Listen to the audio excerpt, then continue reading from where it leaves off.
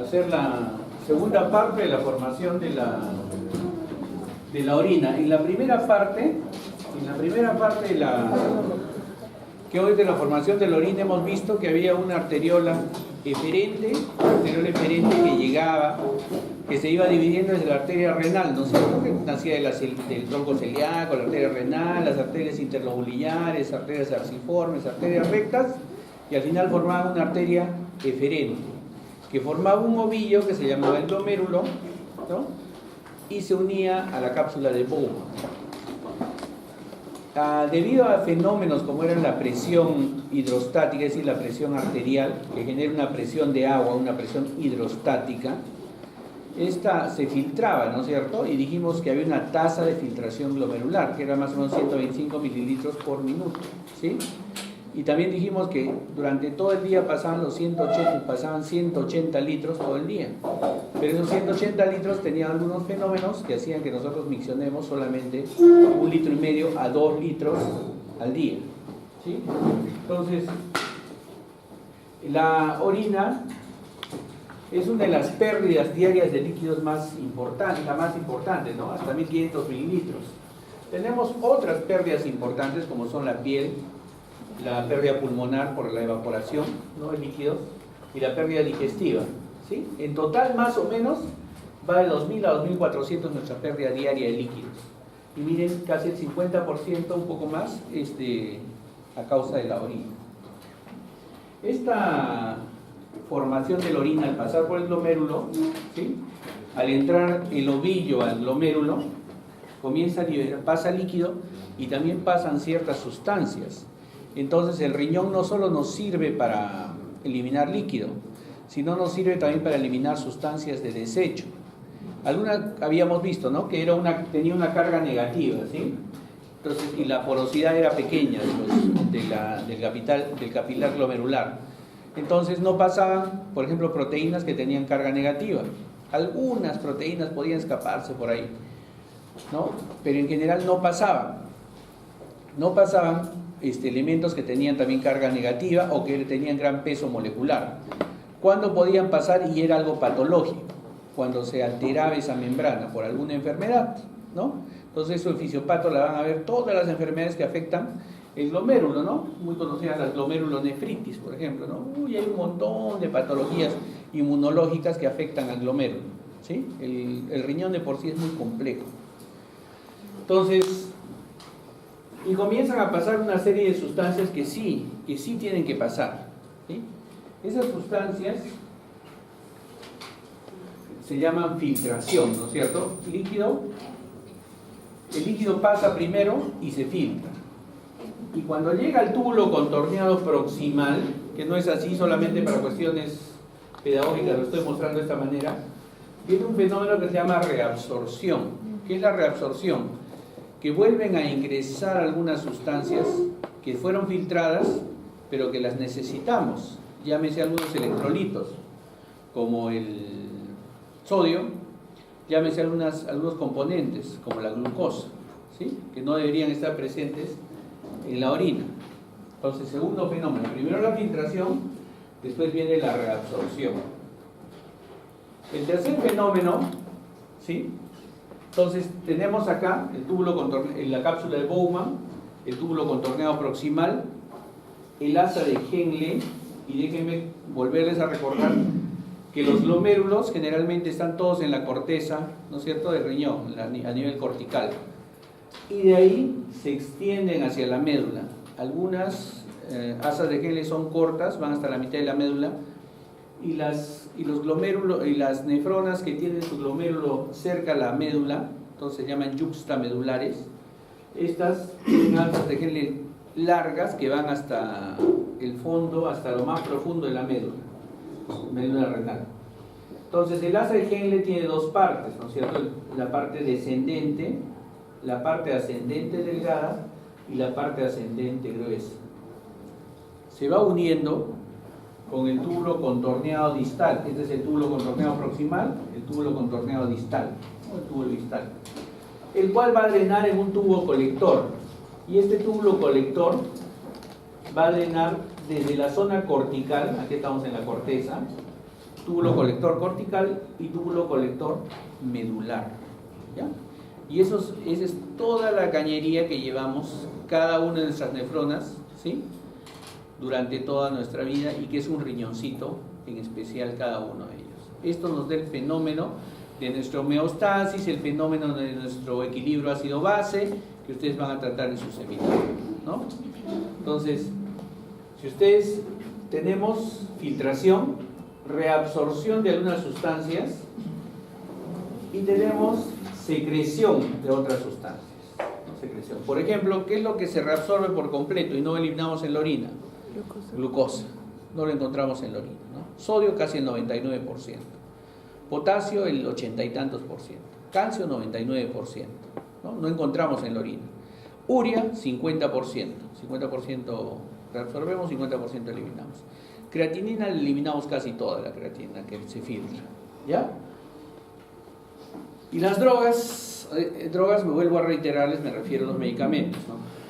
Eso sí tengo que decirles, porque acá en adelante todos los medicamentos se van a llamar drogas para nosotros. Y las drogas, todas las drogas se filtran, las que se eliminan por vía renal, ¿no?, y son eliminadas. Entonces, ese es nuestro problema cuando tenemos un paciente con insuficiencia renal, que por algún motivo no está funcionando bien su riñón. Entonces, eso lo vamos a ver en fisiopato, ¿no es cierto? Glomerulonefritis, insuficiencias renales agudas, insuficiencias renales crónicas, ¿no? Insuficiencias renales prerrenales, renales, posrenales, todo eso vamos a verlo, ¿ya? Entonces tenemos filtración, reabsorción y secreción. ¿Qué es secreción? Que algunas sustancias a ese nivel del túbulo colector, túbulo distal, contorneo distal, van a regresar a la orina para ser eliminados, ¿no? Van a regresar para ser eliminados. Sobre todo ahí viene el equilibrio ácido-base. Ahí se eliminan sobre todo los hidrogeniones, ¿no? Y se reabsorbe bicarbonato. Entonces tenemos el fenómeno nuevamente, arteriola eferente, glomérulo, arteriola aferente, la que sale. Aquí nosotros tenemos todo el capilar fenestrado, ¿no?, que va a permitir la filtración. Quiero que acá también relacionen que toda la tubuladura, contorneado proximal, asa de Henle con sus tres zonas, descendente, ascendente delgada, ascendente gruesa, túbulo contorneado distal, túbulo colector. Todas estas, miren, entran a la médula, vuelven a regresar a la corteza, ¿no es cierto? Más o menos a esta altura.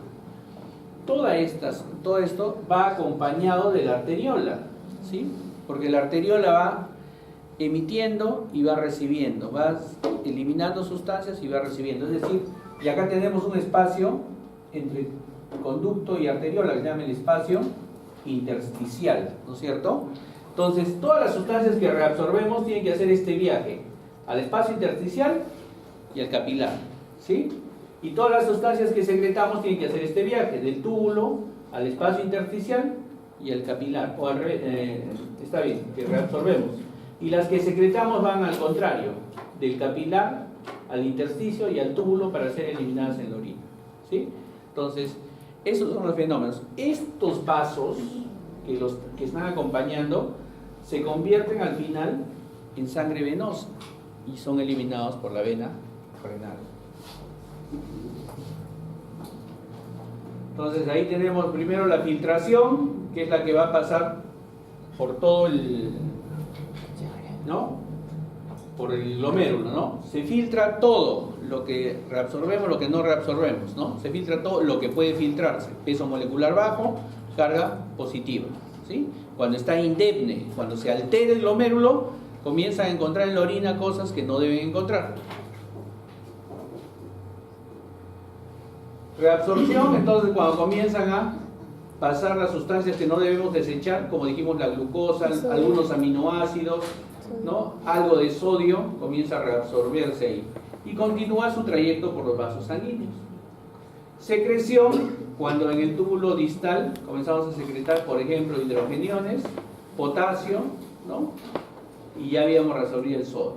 Entonces, y finalmente la excreción, que es lo que sale con la orina. Y entonces en la orina nosotros no vamos a encontrar glucosa, no vamos a encontrar proteínas, ¿no? Vamos a encontrar algo de potasio, vamos a encontrar el 50% de urea, vamos a encontrar creatinina, ¿no es cierto?, en la orina. Entonces, eso es lo que debemos encontrar en la orina. Debemos encontrar calcio. Cuando tenemos exceso de calcio, vamos a encontrar calcio, le llamamos la arenilla, ¿no?, los que forman cálculos, ¿no? Entonces, y eso es lo que tenemos que encontrar en la orina. Y ahora, ¿cómo se forma todo esto? Ahí viene el problema, ¿no? Entonces, la filtración glomerular pasa por la cápsula de Bowman, ¿sí? Pasa por la cápsula de Bowman, y este filtrado glomerular que pasa por la cápsula de Bowman contiene agua, la mayor cantidad de agua, urea, ¿no? Y contiene potasio, sodio, cloro, iones bicarbonatos, sulfatos, ácido úrico, etc.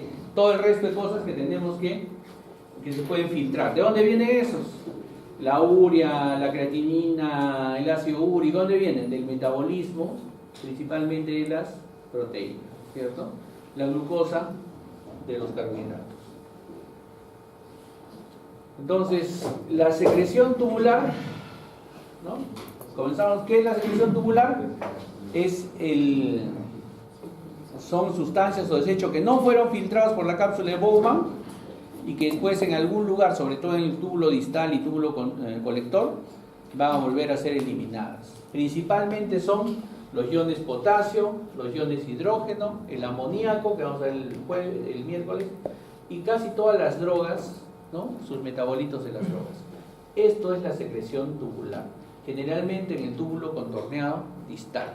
Son todas las sustancias que no fueron filtradas en la cápsula de Bowman, que siguieron en el torrente sanguíneo, pero que tienen que ser eliminadas y encuentran su lugar ideal para ser eliminadas. Se les secreta en el túbulo contorneado distal y túbulo colector principalmente, ¿no? Potasio, hidrógeno, amoníaco y las sustancias, los metabolitos de las drogas. Entonces ya saben lo que sí va a encontrar en la orina, ¿no es cierto? Eso sí tienen que encontrar en la orina. Cuando van al laboratorio, eso van a encontrar en la orina, ¿ya? Y la reabsorción tubular será generalmente en el túbulo proximal. Ahí se reabsorbe la mayor cantidad del agua, el sodio, el cloruro, algo de potasio, glucosa y algunos aminoácidos, ¿no es cierto? Aquí vamos a acordarnos, más bien, que para la reabsorción tubular, que se da en varios sitios, pero principalmente en el túbulo proximal, la reabsorción tubular sigue los mismos fenómenos que hemos estudiado en la primera unidad de Fisiología 1 cuando hablamos de transporte, ¿sí? Que todos aprobaron con buena nota, ¿se acuerdan? Transporte activo, ¿sí? ¿Por qué?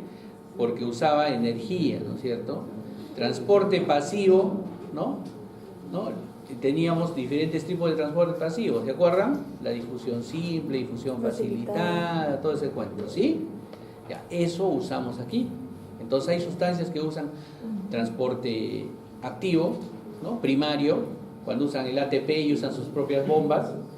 Usan cotransporte, cuando se van los dos juntitos hacia adentro. Usan contratransporte, cuando uno entra y el otro sale, ¿sí? Y usan difusión simple, cuando pasas como en tu casa, como pasa el oxígeno, el CO2, el alcohol, ¿se acuerdan? Y difusión facilitada, ¿se acuerdan? Siempre yo les ponía este ejemplo, que era el que no era invitado a la fiesta, y entonces usaban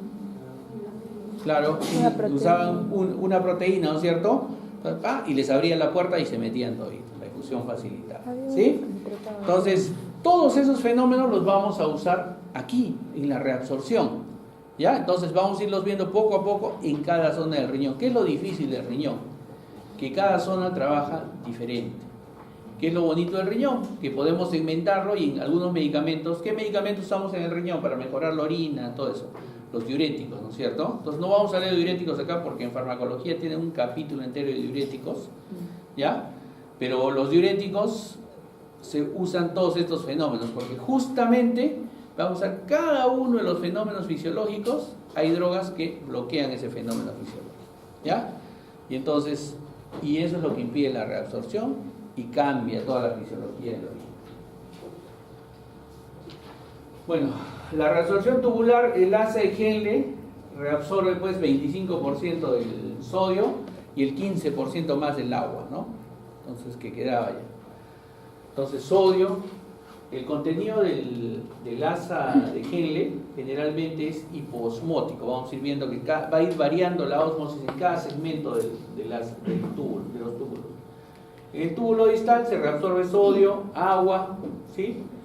El sodio se reabsorbe por transporte activo, y aquí en el túbulo distal acaba por reabsorberse ya el 99% del líquido filtrado, ¿no? Entonces, ¿por qué? Porque si filtramos 125 mililitros al día más o menos, tenemos que reabsorber casi 123, 124 mililitros que tenemos que reabsorber, ¿no? Porque no podemos orinar más de 2 litros al día, si no, nos deshidratamos. Entonces, la reabsorción tubular comprende los mecanismos de transporte activo, transporte pasivo, y comprende los mecanismos de difusiones. Aquí vamos a, para que ustedes se orienten en lo que va a venir en las siguientes transparencias. Este es el capilar, ¿sí? Y este es el lumen. A nivel del lumen del túbulo, estas son las células tubulares, ¿no? Tiene un borde en cepillo que facilita que aumente la superficie de reabsorción, ¿sí? Y tenemos acá, entre célula y célula, tenemos uniones estrechas, pequeñas, pero que nos sirven para que pasen algunos iones. ¿Ya? Entonces, la mayoría de sustancias que pasan del túbulo hacia las células, porque hacemos un transporte transcelular, entonces la mayoría de esas sustancias van a tener o receptores, van a usar energía o van a hacer difusiones. ¿Ya? Vamos a irlas viendo poco a poco. Cuando pasan a través de las células se llama transcelular, y cuando pasan a través de las uniones estrechas se llama paracelular. ¿Ya? Paracelular. Ahora, cuando llegan a la célula, cuando pasan en la célula, van a pasar por la membrana basal o la membrana basolateral, las membranas laterales o las membranas basales, ¿no? Aquí en este sitio generalmente usan energía, ¿ya? En la membrana basal, que los va a sacar hacia el espacio intersticial, y acá en el espacio intersticial, por una serie de presiones, van a pasar hacia el capilar, ¿ya? Y se recuperan en el capilar. Cuando es lo contrario, salen del capilar, pasan al espacio intersticial, entran por la membrana basal o por el lugar, por las uniones estrechas, y salen por la membrana apical. Ese es el viaje de ida y de vuelta. Todo en base a un juego de receptores, proteínas transportadoras, energía, y en esta zona un juego de presiones hidrostáticas y coloidosmóticas, ¿ya? Que ya los hemos visto cuando hemos hecho capilar. Nuevamente lo mismo, ¿sí? Entonces, para reabsorber y secretar tiene que venir del lumen por las células hacia el capilar. Aquí tenemos, por ejemplo, los tipos de transporte, ¿no es cierto? Transporte paracelular, transporte transcelular, las difusiones simples y facilitadas, ¿no? Simple, facilitada, y los transportes activos. Primario y el transporte activo secundario es el que son fenómenos de cotransporte y de contratransporte, ¿no?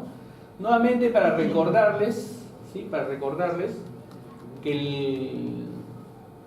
el glomérulo está en la corteza, ¿sí? Está en la corteza, y va a descender a la médula y vuelve a subir a la corteza y vuelve a descender a la médula para ser eliminado, ¿ya? Esa es la tubuladura. Entonces, en cada uno de esos lugares nosotros tenemos que encontrar el equilibrio osmótico. ¿Cuánto era nuestro equilibrio osmótico en el organismo? Más o menos 300, 280, 90, ya 300 miliosmoles, ¿no es cierto?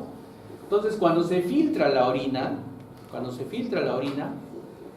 es isosmótica, es isotónica con nuestros capilares. ¿Por qué? Porque sale agua y salen sustancias tan pesadas como la glucosa, sodio, que son los que dan el equilibrio, ¿no? Y algunas proteínas. Y acá comienza la reabsorción de agua y comienza la reabsorción de esas sustancias, ¿no es cierto? Glucosa, sodio y aminoácidos. Cuando pasa hacia el asa de Henle ya comienza a aumentar su nivel de osmolaridad, la orina, ¿no? Y en el asa de Henle encontramos que esta es permeable al agua y no reabsorbe solutos. Entonces solo sale agua, solo sale agua. Y como solo sale agua, entonces queda concentrado sodio, potasio, urea, creatinina, todos los solutos que estamos eliminando, fosfato. Entonces, solo agua. Cuando comienza a ascender, se hace impermeable al agua y comienza, entonces ya no hay agua. Esta parte es recontraosmolar, ¿no? 1200 microsmoles. Cuando comienza a subir, comienza a reabsorber sodio, cloro, potasio y ya no reabsorbe agua, se vuelve impermeable al agua. Y entonces cuando llega al túbulo distal, ya reabsorbió sodio, cloro, todo y queda con agua. Entonces ya de los 1200 que tenía acá, en el asa de Henle misma, subió con 200. Entonces lógicamente en esta zona tiene que volver a reabsorber agua. Y vuelve nuevamente, se vuelve en el túbulo colector isosmólico. ¿Ya? Pero cuando ya va a ser eliminada, vuelve a reabsorber agua y tenemos una orina que más o menos su densidad está entre 1200 y 1300. ¿Ya? Porque en el túbulo colector, en el túbulo distal, en el túbulo colector, bien digo, recuerden que hay fenómenos del ADH, ¿no es cierto?, que reabsorbe la gran cantidad de agua, finalmente, y eliminamos la orina con esa osmolaridad, ¿ya? Es todo un viaje entonces, todo un viaje, que lo vamos a ir viendo ahora. Entonces los vasos sanguíneos renales acompañan a la tubuladura en su reabsorción, todo, y al final se convierten en vasos venosos que se van juntando y forman la gran vena renal, ¿no? Y delimitan. El túbulo contorneado proximal, entonces, para comenzar, tiene una capa simple, ¿no es cierto? Tuvo una capa simple. Sale la cápsula de Bowman, las células son una capa simple con su borde en cepillo. Su principal función es la reabsorción y la secreción. ¿Qué hace el túbulo contorneado proximal? Filtra el 65% del agua. ¿Ya? 65% del agua que salió de la cápsula de Bowman es filtrado por el túbulo contorneado proximal. Fenómenos de reabsorción simple. ¿Qué reabsorbe? Reabsorbe la glucosa, reabsorbe aminoácidos y reabsorbe sustancias orgánicas y el sodio. ¿Y qué secreta? Secreta una sustancia